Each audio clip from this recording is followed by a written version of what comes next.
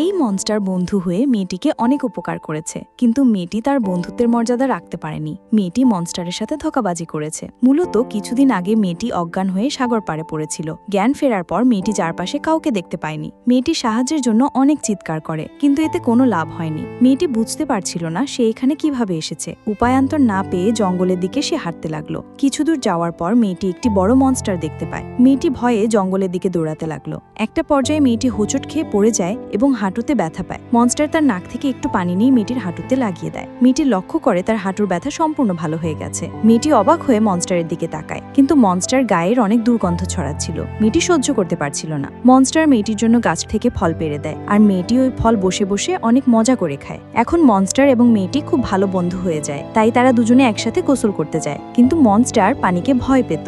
একদিন তারা দুজন সাগর পাড়ে শুয়েছিল। মেয়েটি হঠাৎ সাগরে একটি জাহাজ দেখে সাহায্যের জন্য ডাকতে থাকে। জাহাজটি আসতে দেখে মেয়েটি অনেক খুশি হয়। যখন মেয়েটি এই আনন্দ মনস্টারের সাথে শেয়ার করতে চায়, তাই সে পিছনে তাকিয়ে দেখে মনস্টার নেই। মেয়েটির মন খারাপ হয়ে যায়, আর সে একাই ওই জাহাজে করে ওখান থেকে চলে যায়। আর এইদিকে মনস্টার তার বন্ধুকে হারিয়ে একদম একা হয়ে গেছে। বাসায় যাওয়ার পর মেয়েটি তার ওড়নাতে একটি সুঘ্রাণ অনুভব করে। মেয়েটি যখন ওই ওড়নার ল্যাবে টেস্ট করে, তখন সে জানতে পারে এই সুঘ্রাণ কোনো সাধারণ কিছু ছিল না। তখন মেয়েটি মাথায় একটি আইডিয়া আসে। মেয়েটি আবার একটি ছোট জাহাজে করে ওই দ্বীপে চলে আসে। মেয়েটিকে আসতে দেখে তার বন্ধু মনস্টার ভীষণ খুশি হয়। মেয়েটি মনস্টারের কাছে এসে তার সাহায্য চায়। সে তার বন্ধুকে বলে তার নাকের কিছু পানি তাকে দেওয়ার জন্য। মনস্টার মেয়েটির কথা ফেলতে পারেনি, তাই সে মেয়েটির সামনে এগিয়ে যায়। আর মেয়েটি মনস্টার নাক থেকে পানি নিয়ে ওই বক্স ভর্তি করতে লাগলো। মেয়েটি মনস্টারের নাকের পানি দিয়ে অনেক সুগন্ধি পারফিউম তৈরি করে। ওই পারফিউম মানুষ অনেক বেশি পছন্দ করতে লাগলো, আর মুহূর্তেই মেয়েটির তৈরি করা সব পারফিউম বিক্রি হয়ে যায়। পারফিউমের এত ডিমান্ড দেখে মেয়েটি মাথায় একটি দুষ্টু বুদ্ধি আসে। সে ওই আইল্যান্ডটি কেনার জন্য প্ল্যানিং করে,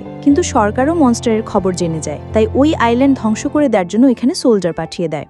মেয়েটিও দৌড়ে আসে তার বন্ধু মনস্টারকে রক্ষা করার জন্য। এমনকি মেয়েটি মনস্টারের সামনে গিয়ে দাঁড়ায়, যাতে সোলজাররা তাকে আক্রমণ করতে না পারে। কিন্তু মেয়েটির চেষ্টা কোনো কাজে আসেনি, আর মুহূর্তেই সোলজাররা মনস্টারকে আক্রমণ করতে লাগলো। মনস্টার শক্তিশালী হলেও বিশাল ট্যাঙ্কের আঘাতে শান্ত হয়ে পড়ে যায়। মেয়েটি দৌড়ে মনস্টারের কাছে যায় আর বলে, বন্ধু, আমি তোমাকে বাঁচাতে পারিনি, আমাকে ক্ষমা করে দাও। শত চেষ্টা করেও মেয়েটি মনস্টারকে বাঁচাতে পারেনি।